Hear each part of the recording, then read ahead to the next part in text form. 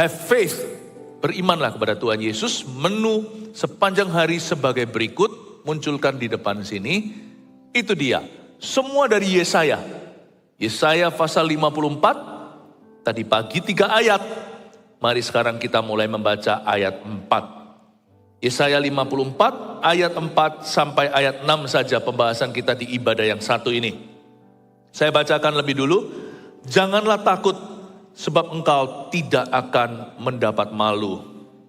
Dan janganlah merasa malu sebab engkau tidak akan tersipu-sipu. Sebab engkau akan melupakan malu keremajaanmu dan tidak akan mengingat lagi aib kejandaanmu.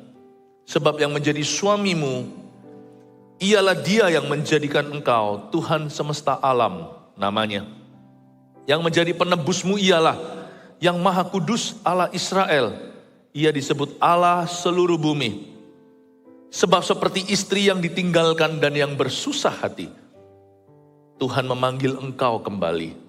Masakan istri dari masa muda akan tetap ditolak? Firman Allahmu.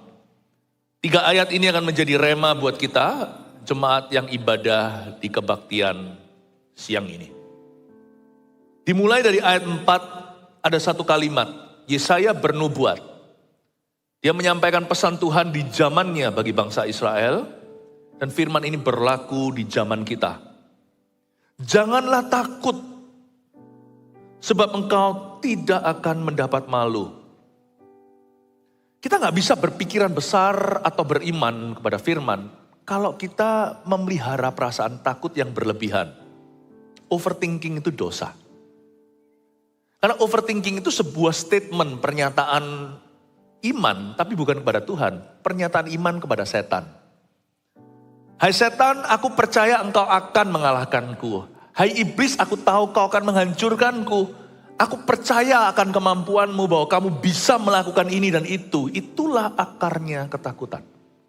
Ketakutan itu susah untuk pergi begitu aja. Karena ketakutan itu iman alami di hati keturunan Adam dan Hawa.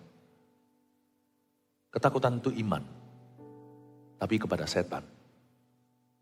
How can you have faith in God and faith in Satan at the same time?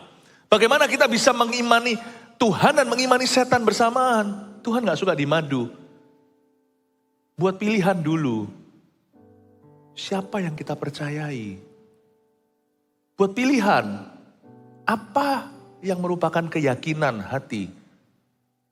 Jangan kita itu pelin-pelan. Tuhan sama setan jangan digabung di satu ruangan. Ruangan itu adalah hatimu. Janganlah takut sebuah perintah. Seperti janganlah khawatir. Burung di udara dia pelihara. Tuhan suruh kita melihat kepadanya. Jangan takut ya. Sebab engkau tidak akan mendapat malu. Kalau kita mau beriman pada Tuhan dan melihat penggenapan janji. Kita mau merasakan kuasa firman Tuhan dan mengalaminya. Kita harus lawan roh takut itu dengan firman Allah. Kalau kita takut jangan keluar dari ruang doa. Hendaknya gereja itu menjadi tempat atau altar di mana kita mempersembahkan hidup-hidup rasa takut kita.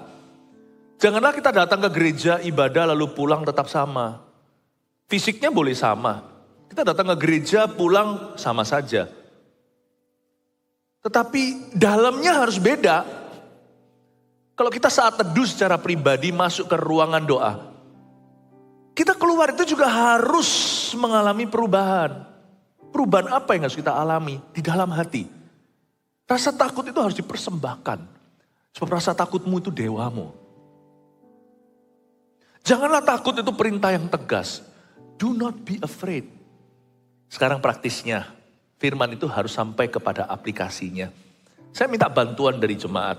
Kira-kira apa ya perasaan takut yang harus kita singkirkan?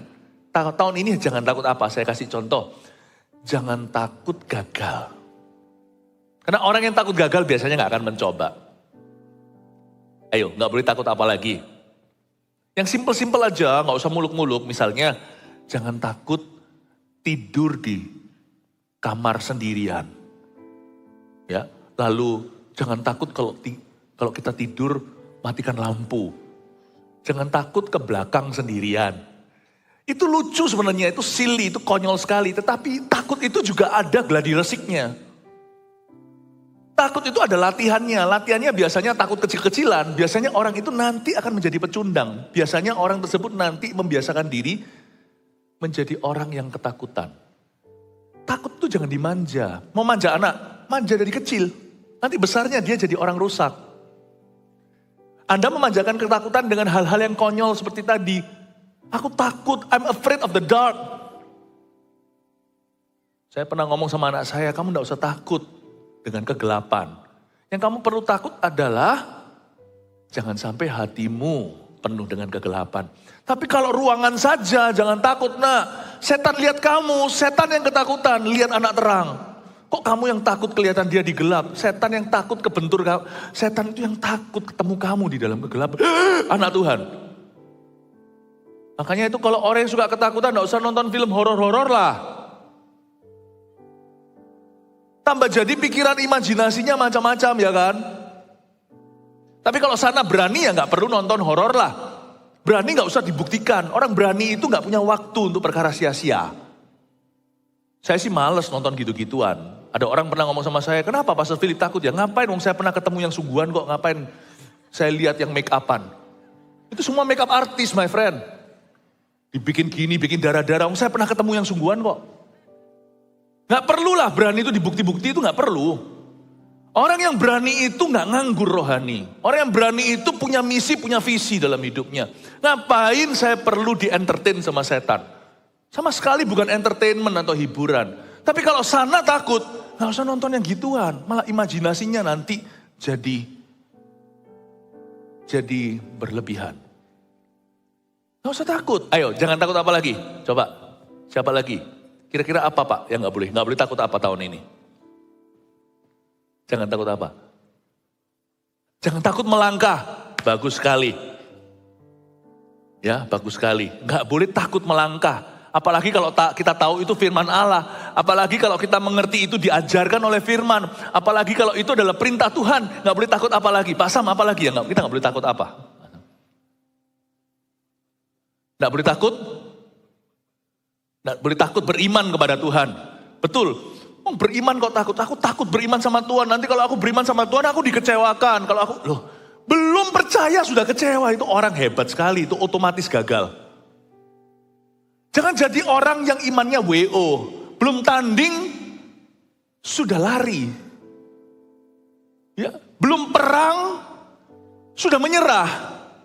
Beriman memang penuh resiko. Ambil resikonya. Mendingan saya resiko beriman daripada resiko yang pasti dengan tidak beriman pada Tuhan.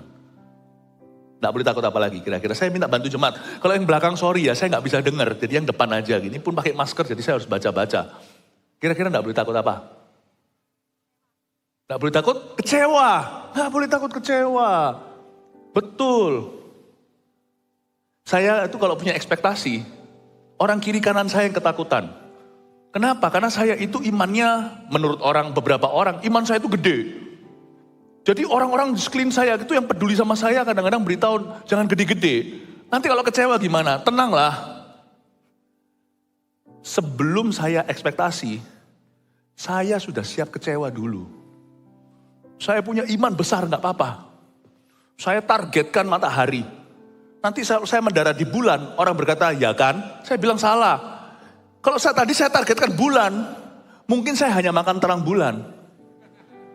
Tapi karena saya targetkan matahari, saya lebih jauh dari kamu yang tidak berekspektasi. Saya berakhir di bulan saja, saya tetap bersyukur pada Tuhan dan berkata, wow, loh kamu gak dapat matahari? Kenapa kamu tetap bangga? Kamu gak mencapai sang surya? Saya berkata, karena targetku jauh. Saya cuma bisa sampai setengah. Lihat, saya tetap melangkah. Gak usah takut kecewa. Daripada orang yang selama ini ketakutan tidak pernah mencoba. Gak boleh takut apa lagi? Yang sebelah sini. Gak boleh takut apa kira-kira? Gak apa-apa, buka sedikit ini supaya saya bisa baca. Ininya, ya. Gak boleh takut apa? Gak boleh takut punya istri. Itu saya gak tahu, itu departemen di luar ranah saya itu. Maksudnya apa gak boleh takut? Oh gak boleh takut istri. Wow, gak boleh takut istri. Ini dahsyat ini. Ini sesuatu yang dari penonton. Ini bukan dari saya ya. Istrimu mana? Oh. Sorry ya Bu. Ayah. Saya waktu pelayanan. Waduh, itu jawaban yang tidak saya duga, sungguhan. Saya berdoa, nanti setelah doa berkat, jangan berantem di rumah.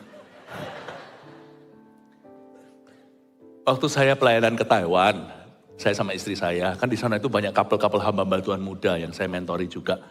Ternyata mereka diam-diam observasi cara saya memperlakukan istri saya.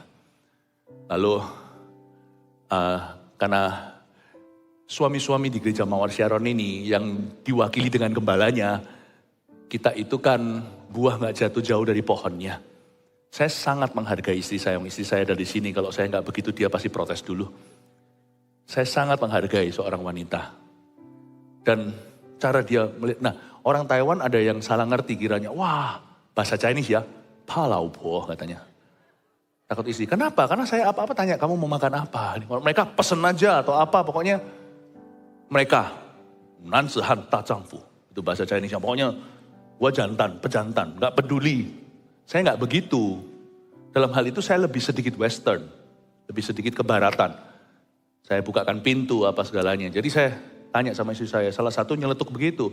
Palaupo katanya, takut istri. Oh murid-murid saya yang lainnya, sama-sama anak, yang couple waktu itu, ada yang protes, berkata, dia berkata, bukan, Feli Muse. Bukan palaupo, saya dipanggil Pastor Philip, bukan takut istri. Tayo, ai laupo de engkau. Ya, mereka salah satunya protes untuk membela saya. Ternyata saya punya banyak pengacara. Dan berkata, no, Pastor Philip ini bukan takut istri. Dia punya urapan cinta istrinya. Haleluya. Nah, lu ya. Cintai istrimu. Biar dunia bilang takut istri, itu mereka yang juling. Ya, cintai dia ya. Oke, saya koreksi.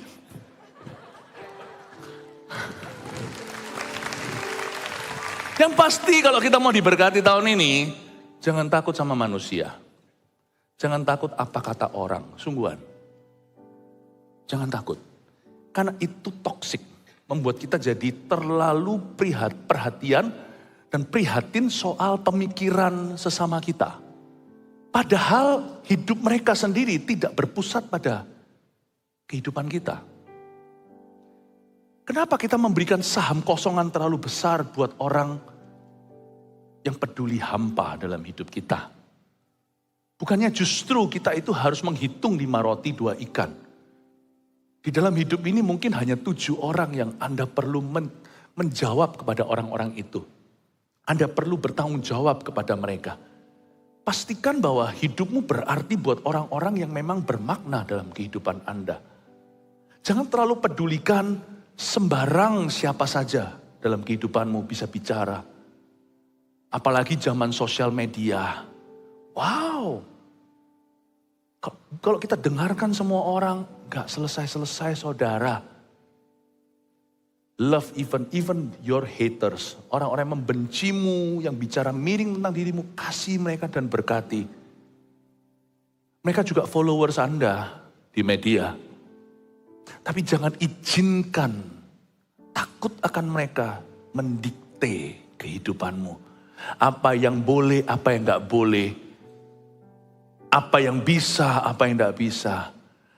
Tapi biarkan Tuhan yang jadi alfa omega, yang bicara dalam hidup Anda. Apa yang sepatutnya, apa yang tidak boleh di sana. Dan biarkan 5 roti 2 ikanmu.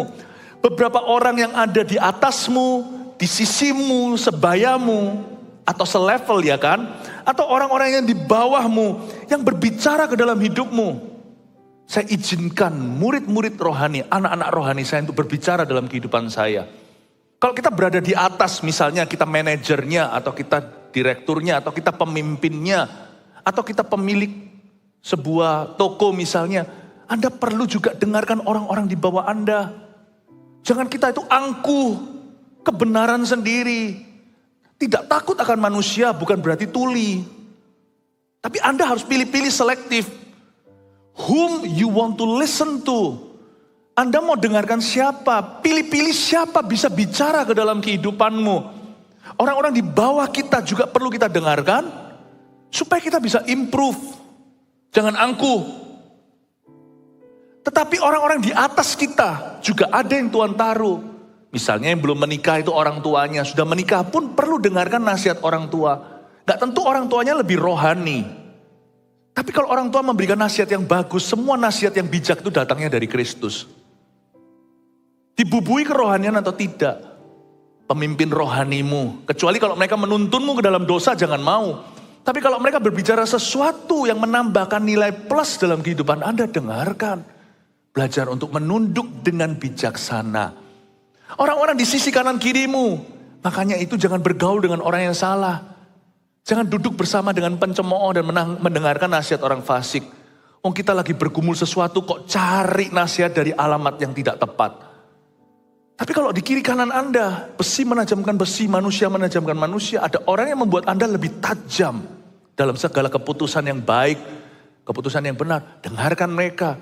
Teman seperti itu aset saudara. Saudara seiman, rekan doa. Tetapi dari semua orang yang sebaya atau selevel, alangkah baiknya suami dan istri saling dengar-dengaran. Saya bersyukur di gereja kita itu husband and wife itu bisa kompak.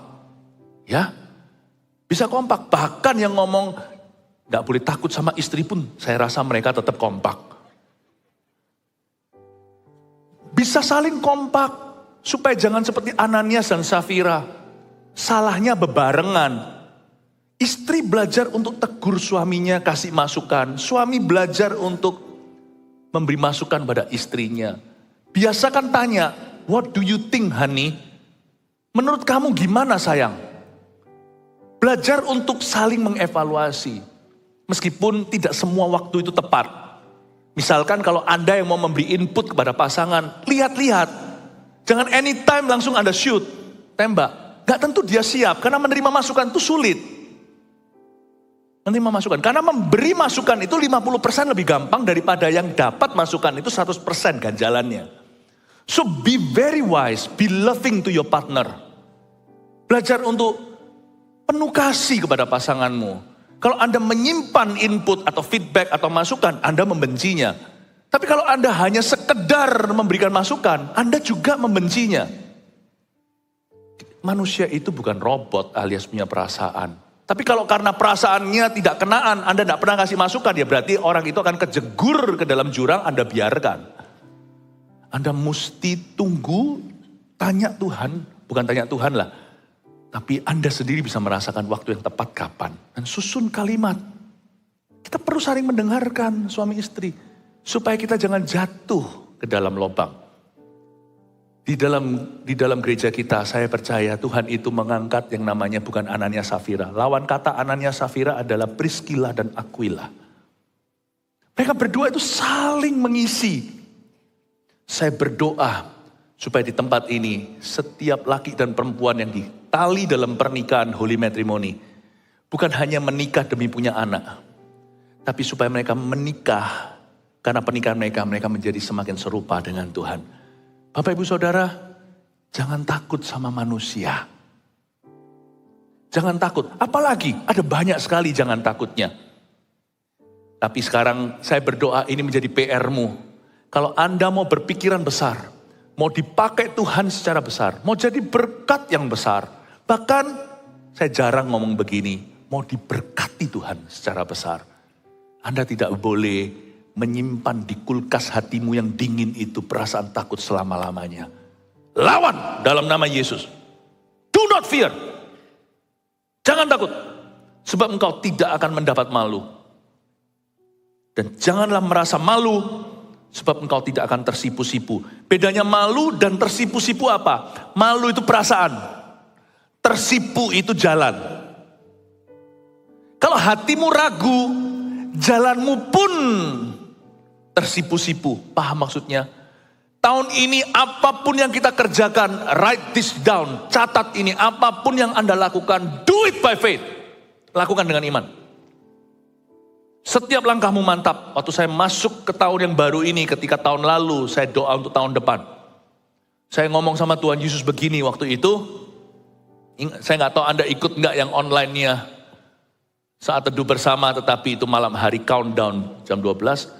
Dalam hati saya waktu saya berdoa untuk diri sendiri, saya ngomong begini sama Tuhan, make my steps certain.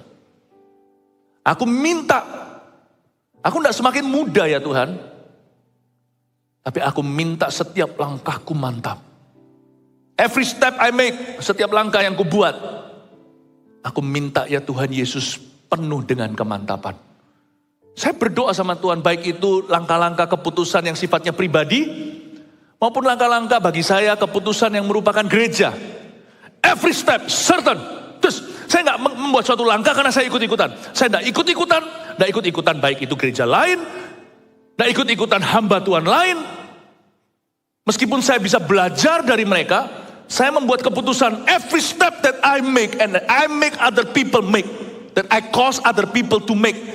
Setiap langkah yang kubuat dan setiap langkah yang orang lain buat gara-gara saya minta Tuhan kemantapan. Boom, boom, boom. Aku menolak jalan tersipu-sipu. Pernah lihat orang tersipu-sipu? Misalkan kalau kita takut berdiri di depan orang banyak, yang mana itu tidak perlu dilawan. Gak semua orang memang dikasih karunia untuk jadi public speaker. Gak perlu Anda juga studi soal itu. Misalkan ya, saya kasih contoh tersipu-sipu, dikasih mikrofon ngomongnya, itu tersipu-sipu. Orang yang tidak pede, tidak percaya diri. Kalau di depan mikrofon atau orang banyak, gak apa-apa. Gak semua orang punya karunia yang sama. Tapi kalau dalam kehidupan, kita tidak boleh tersipu-sipu. Setiap langkah yang kau buat harus mantap. Ke kiri, ke kanan jangan coba-coba. Misalkan ada orang yang mau buka bisnis baru, jangan berkata, tung tak untung nanti kita lihatlah. Lakukan bagianmu, survei dulu, cari tahu, lakukan risetnya. Setelah Anda tahu, sinergi dengan apa yang Anda sudah kerjakan. Jangan kita itu main lotrean, lalu berlutut di depan Tuhan. Bawa masuk ke hadirat Tuhan dan berkata, aku tidak coba-coba. Aku menjegurkan diri dalam bidang ini. Aku percaya aku akan berhasil. Sertai aku ya Tuhan Yesus. Dan kalau Anda ragu, tanya dulu kenapa Anda bimbang. Karena akar takut biasanya adalah dakwaan. Tahu nggak? Nenek moyangnya takut itu adalah tertuduh. Biasanya orang nggak berani atau maju, nggak bisa maju tak gentar. Karena di dalam hatinya dia sendiri gemetar. Kalau kita tahu kita salah, kita nggak berani-berani amat. Mungkinkah langkah kita itu terserok-serok, tersendat-sendat, tersipu-sipu karena kita tahu kita masih hidup dalam dosa tertentu. Makanya itu rohani harus beres dulu, hati harus dibereskan. Ada orang nggak pernah yakin doanya dijawab karena dia tahu. Dia masih simpan sesuatu. Ada orang nggak pernah sepenuhnya mantap bahwa doanya itu akan dikabulkan karena dia tahu ayat. Setelah doa Bapak kami, ujungnya Tuhan berkata, kalau kamu tidak ampuni, Bapak pun tidak akan dengarkan doamu. Karena dia tahu di hatinya sesuatu nggak beres. Bereskan dulu supaya jangan tersipu-sipu. Kalau Anda malu di sini menghadap tata Allah, jalannya pun tersipu-sipu. Paling-paling kalau percaya diri itu karena dengan kekuatanmu sendiri. Tapi kalau kita mau yakin Allah nyertai kita, jangan sembunyikan apa-apa. Adam dan Hawa tersipu-sipu ketika Tuhan berjalan di Taman Eden sore hari sejuk itu. Karena mereka tahu mereka telanjang. Dari mana mereka tahu? Karena mereka makan buah terlarang. Bereskan. Ada orang tertentu, seorang laki-laki tidak pernah merasa penyertaan Tuhan. Kenapa? Karena dia kasar sama istrinya. Bukankah ayat firman Tuhan berkata di Perjanjian Baru, supaya doamu jangan terhalang ketika engkau menaikkan tangan kudus. Perlakukan istrimu dengan bijaksana, supaya doamu jangan dihalangi. Mungkin ada hal-hal tertentu yang membuat kita malu di depan Tuhan, itu bereskan. Jangan bawa dosa lama di tahun baru. Selesaikan di tata Allah. Bertobat seperti Sakius. Kalau kita peras orang, kembalikan 4 kali lipat. Ini bukan bicara tentang persembahan di gereja ini. Ini bicara tentang mengembalikan pada orang yang Anda rugikan. Balikan interest-interestnya, gitulah ceritanya. Bagaimana kita bisa diberkati financially kalau kita larikan duit orang lain. Mau kita doa jengking-jengking di gereja, itu kemunafikan. Hentikan memberikan perpuluhan di dalam gereja atau persembahan. Take the money, it's not your money. You cannot offer other people's money. Kita tidak bisa mempersembahkan uang orang lain. Kalau uang itu adalah curian, jangan dimasukkan ke gereja. Sebab Tuhan anti pencucian. Hentikan persembahanmu dalam gereja, kembalilah kepada saudaramu yang kau salahi, ambil dari altar itu, jangan kotori mesbah, balikan duit orang lain itu, hai Sakius. Baru kemudian persembahanmu harum di depan Tuhan. Tapi waktu itu aku tidak punya persembahan apa-apa yang bisa aku berikan dalam gereja. Nggak apa-apa. Kasih sandal usang pun Tuhan terima. Tapi itu murni milikmu. Amin Bapak Ibu Saudara. Makanya itu di gereja kita nggak berkata memberikan perpuluhan, pasti dikembalikan. Karena perpuluhan itu mengembalikan apa yang sah daripadamu. Apa yang sah dari Tuhan dalam hidupmu. Makanya itu semua persembahan yang kita lakukan di dalam gereja itu keluar dari hati tulus sebagai pengabdian. Bukan sebagai imbalan nanti berapa kali ganda. Saya harap kita mengerti spiritnya gereja ini. Kita tidak mau jadi orang Kristen yang waktu menghadap ke tata Allah.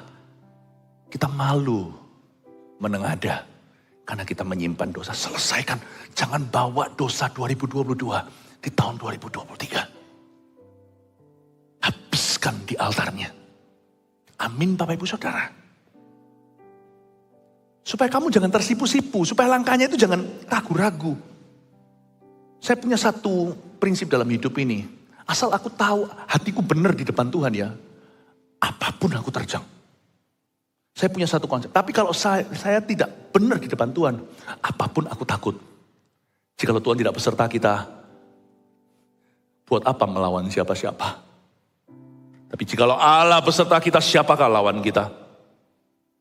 Bapak Ibu Saudara, nurani kita itulah aset kita terbesar untuk mengalami penyertaan Allah. Kalau kita tahu bahwa kita nggak salah, kita maju tak gentar. Kalau kita tahu Allah beserta kita, nggak ada alasan kita malu. Buat apa langkahku tersipu? Buat apa aku sampai merah-merah pipiku, lalu tidak berani melihat orang pada matanya atau eye contact. Contact my eye. Silakan kontak dengan mata saya. Saya copot kacamatanya supaya lebih kelihatan bola matanya. Anda tidak akan melihat apa-apa dalam jiwa saya kecuali kejernihan. Look into my eyes. Anda tidak akan menemukan dosa. Saya berani menatap apapun dengan kasih dan tegas. Saya berani mata saya ini melihat matahari sesungguhnya. Jangan sungguhan ya. Kalau Anda melihat matahari buta nanti. Tapi mata saya berani melihat yang lebih terang dari matahari. Saya berani melihat anak Allah yang maha tinggi. Dan berkata, Lord, be with me. Walk with me. Jalanlah dengan aku. Aku berani. Meskipun saya tidak tahu nanti gimana persisnya Allah akan menyertai atau mengimbali dan mengabulkan doaku. But I know He will not say no to me. Dia akan berkata tidak kepada saya. Boleh saya pasang lagi kacamatanya supaya saya bisa baca Alkitab. Amin Bapak Ibu Saudara. Jangan ada rasa malu waktu menghadap tahta surya. Sang surya kebenaran. Agar jalanmu tidak tersipu-sipu. Jalan itu yang mantap. Jalan seperti tentara Tuhan. Jalan seperti berbaris sorga. Seperti marching band. Glory, glory, hallelujah. Glory, glory, hallelujah. Glory, holy, glory, hallelujah. His troops are his truth. Ya Pak ya, his troops atau his truth ya. His troops are marching on. Kita harus mantap. Mau buat keputusan bisnis kayak pelayanan, multiplikasi sel grupnya, angkat siapa. Kalau kita mengangkat pemimpin misalnya dalam konteks CG, kita tidak usah malu. Karena kita tahu kita melakukan ini untuk Tuhan. Tuhan yang suruh. Kalau kita tahu Tuhan yang suruh, Tuhan yang bertanggung jawab. Kalau saya pilih seorang pemimpin, asal saya nggak ngawur, bang tut jendela wawah. Asal saya memilihnya itu berdasar kriteria, kan ada kriteria Alkitab. Paulus tuliskan dalam surat-suratnya seorang penatua jemaat harus titik-titik sebagai berikut. Kalau saya pilih menurut hemat saya sebagai manusia yang dipenuhi oleh Roh Kudus, saya tidak tahu persis siapa yang Tuhan pilih. Pokoknya Tuhan, kalau aku pilih orang ini, saya tanya dia baik-baik, mau nggak? Loh, Anda yakin? Anda yakin saya? Yakin nggak yakin? Pokoknya kalau saya pilih Anda, Tuhan akan pilih Anda. Wow, angku sekali, bukan angku. Itu percaya, itu confident. Kalau saya tahu, saya sudah lakukan bagianku. Saya tahu Tuhan beserta, saya tidak akan malu. Keputusan saya tidak akan tersipu. Jadi kalau saya pilih orang ini, saya punya satu perjanjian dengan Tuhan. Asal aku bertanggung jawab dengan pilihanku, aku siap untuk follow up. Kalau satu orang saya pilih, ini misalnya, ternyata ternyata itu pilihan bukanlah pilihan yang sempurna.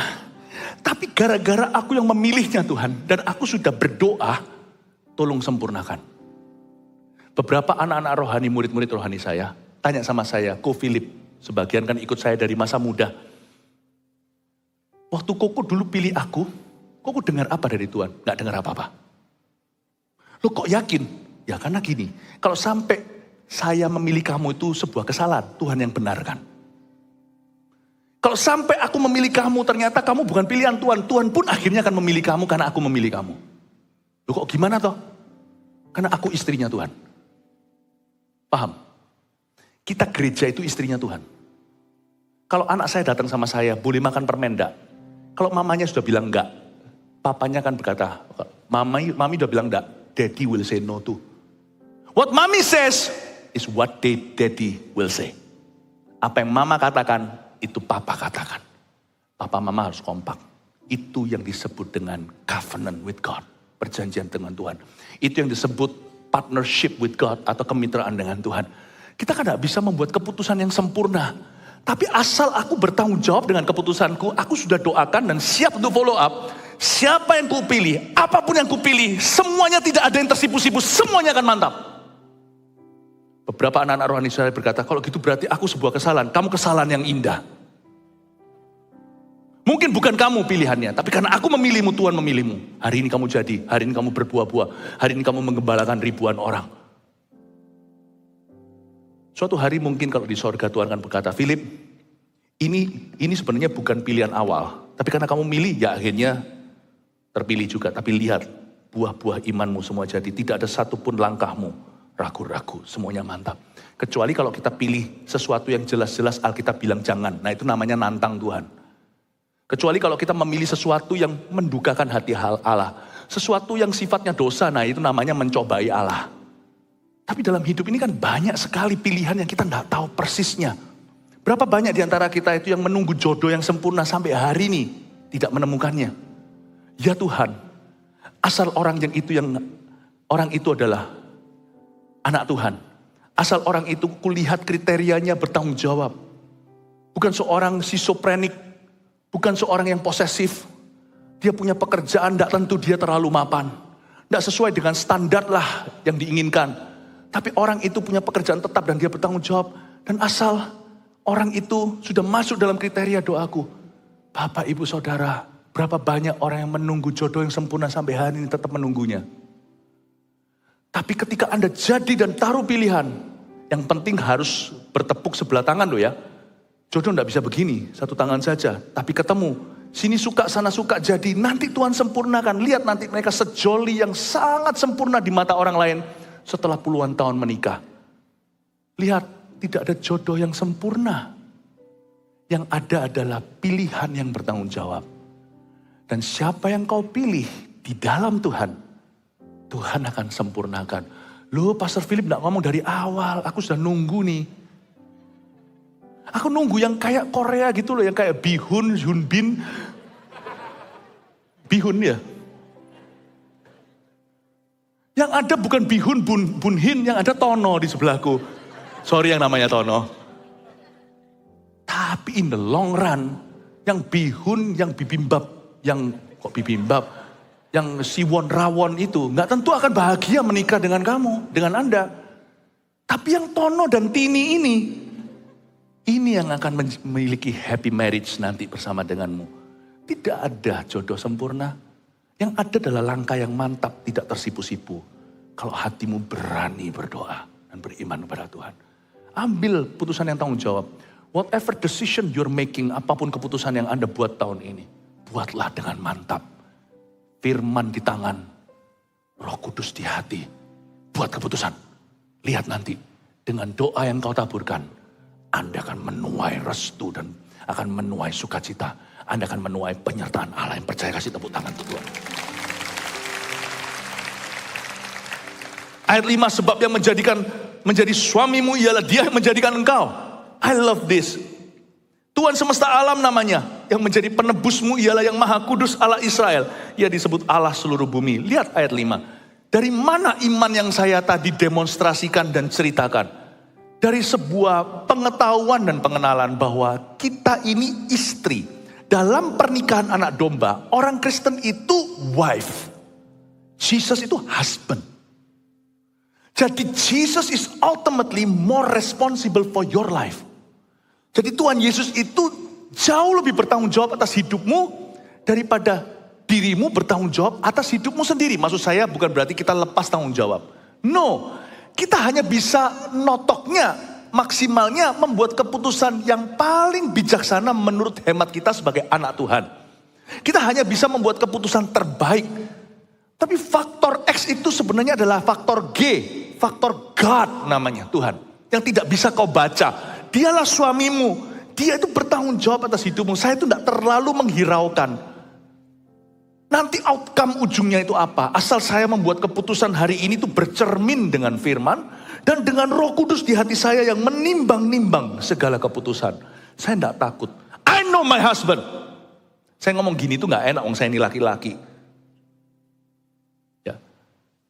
Tapi saya harus bisa mengakui firman bahwa kita ini gereja itu istri. Tuhan Yesus itu suami. Dalam rumah tangga, suami itu kepala keluarga. Ada apa-apa dengan rumah tangga itu, Tuhan akan minta pertanggungjawaban sama suami. Jangan takut. Ada Yesus di hidup kita. Dialah suami kita. Dia yang bertanggung jawab. Kalau Tuhan suruh saya melakukan sesuatu, saya tidak ragu.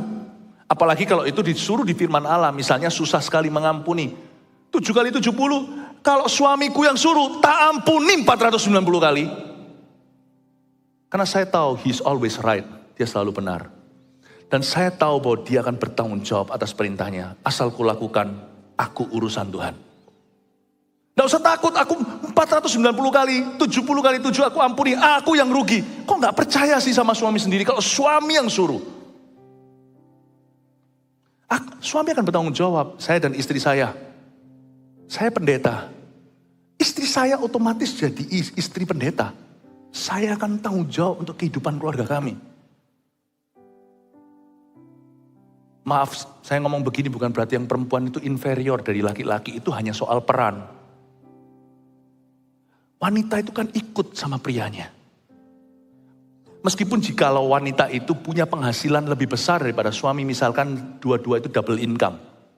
Dua-dua itu berkarir. Tetap loh ya, marga tetap ikut marganya suami Anda. Hidup Anda itu pada luasnya nanti, bukan soal penghasilan, karena ada pula faktanya di dunia ini, wanita secara materi lebih diberkati, ada yang begitu. Tapi gimana pun juga di rumah, dalam pernikahan mereka, kehidupan perempuan itu tergantung dengan laki-lakinya. Makanya paling kasihan adalah kalau perempuan itu menikah dengan seorang laki-laki yang menyanyiakan dia. Itu paling kasihan, yang punya anak perempuan harus banyak berdoa. Mau tahu nggak cara iblis merampas kebahagiaan seorang wanita? Gampang, dia salah nikah. Wanita yang tidak dihargai oleh suaminya, tidak dicintai, itu paling kasihan di seluruh dunia di samping yatim piatu dan para janda tentunya. Laki itu yang akan, itu tergantung. Laki yang menentukan seluruh destiny keluarganya. Saya nggak takut kalau Yesus kasih saya perintah, saya lakukan. Dia lakiku. Dia suami kita. Kalau dia suruh kita, misalnya melakukan sesuatu, dia yang sediakan resourcesnya, sumber dayanya.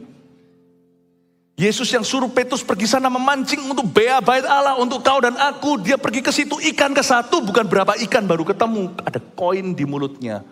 2 peser, 1 untuk Yesus, 1 untuk Petrus.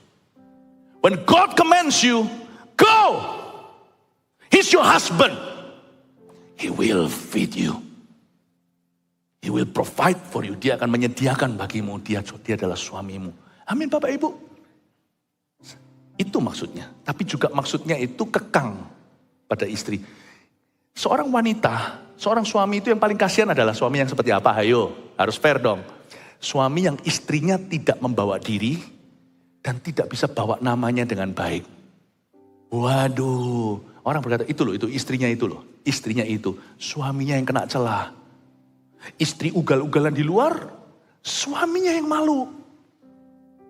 Istri tidak bisa menempatkan diri, gimana tuh? Misalnya suami istri pergi ke pesta sama-sama nih kondangan. Suaminya, istrinya sudah pakai pakaian yang bagus semuanya dan berwibawa. Suaminya berwibawa, lalu istrinya tuh duduk di meja, kakinya naik. Udah naik, ambil makanan lebih daripada yang dia bisa selesaikan. Peduli amat suaminya konglomerat. Kalau istrinya perbuatannya begitu, yang malu siapa? Yang malu suami. Kan berkata peduli amat suaminya konglomerat. Dia lihat istrinya kayak gitu, kayak gak pernah dikasih makan. Orang akhirnya mencacatkan suami. Itu di rumah gimana ya? Whatever you do or don't do, whatever you say or don't say, think about your husband. Consider him. Apapun yang kau lakukan, tidak lakukan tahun ini. Apapun yang kau katakan, tidak katakan tahun ini. Tolong pertimbangkan suamimu Yesus. Makanya di luar sana itu banyak orang salah paham sama suami kita Yesus. Hai gereja, karena orang Kristen sifatnya ugal-ugalan. Orang Kristen koboyan di luar. Akhirnya orang gak mau tahu. Itu kan istrinya Yesus. Yesusnya pasti busuk. Orang salah paham sama Yesus gara-gara gereja yang kelakuannya tidak bersih. Gara-gara jangan kita tuduh pendeta. Pendeta tentu lebih banyak diberi ya, lebih banyak dituntut ya kan. Lebih banyak dipercaya. Pendeta berkelakuan buruk juga ada. Tapi janganlah hapuskan dosamu. Gara-gara ada pendeta jatuh. Jemaat berkelakuan buruk juga banyak. Orang-orang Kristen di luar sana yang membuat nama Yesus busuk. Tidak sedikit. Tahun ini, whatever you do, apapun yang kau lakukan, pertimbangkan nama suamimu. Istri saya namanya Ibu Mantova. Dia tidak lahir sebagai Mantova. Kita tidak lahir sebagai Kristen sekalipun kita itu dilahirkan dalam keluarga Kristen. Kita lahir baru, kita dipinang sama Yesus. Apapun yang kau lakukan, orang tidak tahu pendetamu. Di luar sana orang tahu Anda orang Kristen. Orang kan lihat itu. Yang menjadi suamiku ialah yang maha tinggi. Tanggung jawab yang besar buat anak-anak Tuhan. Saya itu tidak gampang. Saya barusan gak lama yang lalu saya kasih cerita ya. Saya pergi dengan sekelompok orang waktu itu di luar negeri. Dengan beberapa orang-orang yang dekat dengan kami seperti keluarga. Nah orang Indonesia kan beda kebudayaannya. Orang Indonesia itu beda kebudayaannya. Kebudayaan kita itu lebih lepas tawa apa adanya. Untungnya gak di Jepang. Dulu waktu saya pelayanan di Jepang itu, waktu makan pagi saya kira, ini masuk ke restoran atau masuk ke kuburan. Semua orang itu duduknya seperti Oshin gitu. Ngomongnya suami istri di depan. Itu sama Hong Kong beda. Prang, shumai, jatko shumai. Beda sama dimsum di warung juga sama kelontangan, rawon pas satu teh manis. Ini bukan Jepang, tapi ini budaya barat. Orang-orang Indonesia bersama dengan saya tertawa karena ada yang melucu. Wow, ada yang berkata, tiba-tiba di situ ada orang yang lagi bete atau gelis, bete nggak tahu dia lagi berantem mungkin suami istri bukan orang Indonesia. Wih, itu teman-teman saya semuanya digini, digituin. Saya kaget. Nah ini saya ini kan jiwa gembala ya kan. Kan saya lihat domba saya digitu kan nggak terima kan. Keluar itu sifat suaminya. Apalagi yang gitu semuanya itu orang-orang yang saya cintai. Belum lagi istri saya yang mungkin ada di sana juga ikut gituin. Ini suaminya muncul, husband langsung keluar. Husband campur Wong Fei Hongnya keluar semua. Gitu. Nah, terus akhirnya marah, semprot kita. Mereka kira kita tidak bisa ngomong bahasa Inggris, paham maksud saya? Karena kita ini kelihatan Asia kan. Jadi mereka pakai bahasa isyarat. Nah kamu kira aku mobil parkiran? Pray, kiri-kiri. Saya itu nggak marah gimana, saya sudah tidak seperti saya dulu lagi. Tapi hati saya itu ingin berkata, can't you just speak English? Can't you say please? Saya nggak sempat ngomong karena yang perempuan lebih ngocehnya lebih cepat. Saya bilang, saya diam sama semua. Semua diam. Terus saya tenangkan mereka. Mereka juga tenang sih. Saya bilang, gak apa-apa lah, kasihan lah. Lihat, kita tanggal-tanggal segini kita sudah bisa liburan. Mereka loh tanggal segini masih kerja. Oh iya, salah satu ngomong, pastor kita memang selalu benar. Wah, gembala dalam hati, aku yang gak tahan kalian digituin. Tapi saya harus jaga. Lalu setelah itu mereka mau keluar, saya mau kasih saran. Meskipun saya gak bisa marah kan, saya bisa memberikan sebuah pesan. Saya mau ngomong sama mereka, madam, saya panggil, madam. Excuse me, saya bilang, next time you just have to use English. Just say please. We are not animals. Saya mau ngomong gitu, saya sudah siapkan ini di sini. Itu pun sama Tuhan gak boleh. Kita ini bukan binatang. Saya rasakan ada rasisnya waktu itu. Saya berkata, kita ini adalah orang yang beradab. Kita itu pendidikan tinggi. Kalau saya sedikit nyelekit, saya bisa bilang, mungkin lebih tinggi pendidikannya dari Anda. Tapi itu kesombongan, saya bilang gak jadi Saya bilang, saya cuma sarankan, next time kamu ngomong please. Agak reda karena kami lagi bicara, gak apa-apa. Saya baru ngomong, madam. Itu madamnya langsung semprot saya kedua kali. Saya diam, oke. Lalu dia pergi.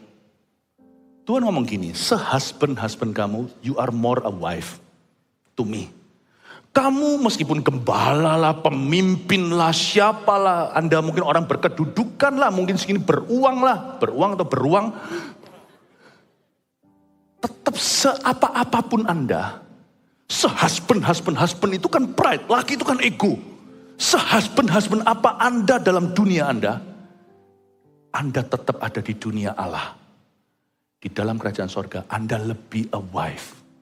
Lebih seorang istri daripada seorang suami.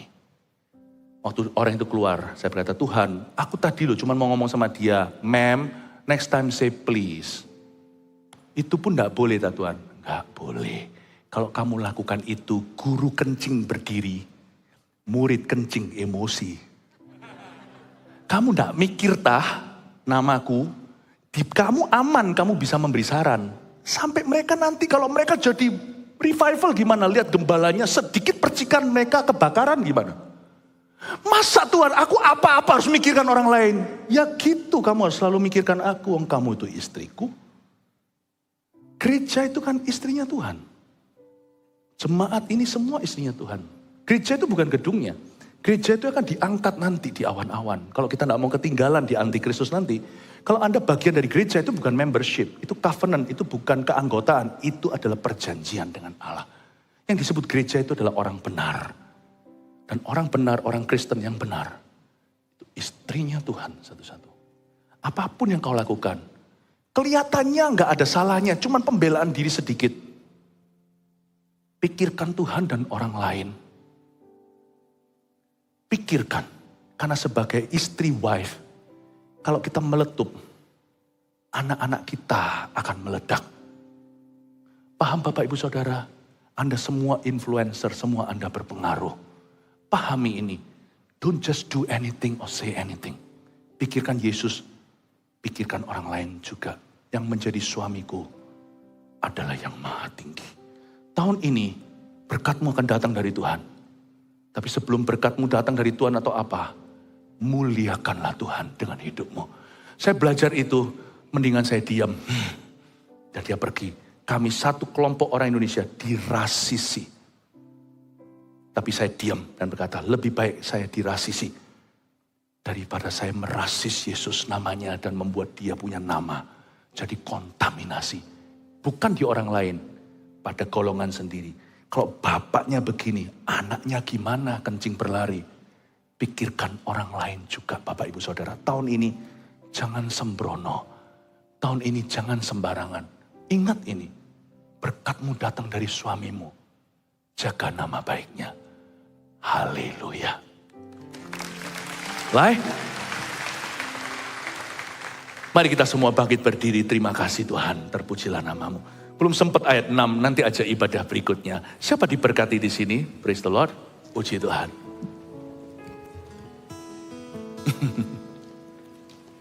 Hamba berdoa supaya semua jemaat kami perhatikan domba. Tetapi biarkan mereka punya keteguhan, ketangguhan, kemantapan, langkah serigala tidak tersipu-sipu. Waktu dia kejar mangsa sebagai tim satu kelompok wolves itu, mereka tidak malu-malu. Mangsa besar pun mereka terkam. Hamba berdoa dalam segala keputusan, jemaat kami tidak mbek-mbek, tapi jemaat kami memekik, bersorak, seperti kawanan yang gagah perkasa. Hamba minta setiap langkah mereka adalah langkah iman tahun 2023. Tapi hati mereka, hati istrinya Tuhan. Hati mereka selalu hati domba. Bukan serigala berbulu domba. Jadikan domba Kristus di sini, domba-domba sejati berbulu serigala. Orang-orang yang tidak takut dengan tantangan yang di depan. Orang-orang yang langkahnya mantap dalam bisnis, pekerjaan, karir, studi mereka. Mengambil keputusan-keputusan termasuk pasangan hidup, keputusan pelayanan, keputusan apapun. Aku berdoa tidak ada yang pelin-pelan Tuhan. Kiri ya kiri, kanan ya kanan. Tidak pelin-pelan. Tapi izinkan hati kami selalu lurus mengikut Yesus. Hamba berdoa untuk spirit domba ya Tuhan. Atas seluruh jemaat. Di dalam nama Yesus Kristus. Mari kita nyanyikan satu lagu. Ajar kami Tuhan. Thank you Jesus. Menghitung hari. Agar kami beroleh hati yang bijak.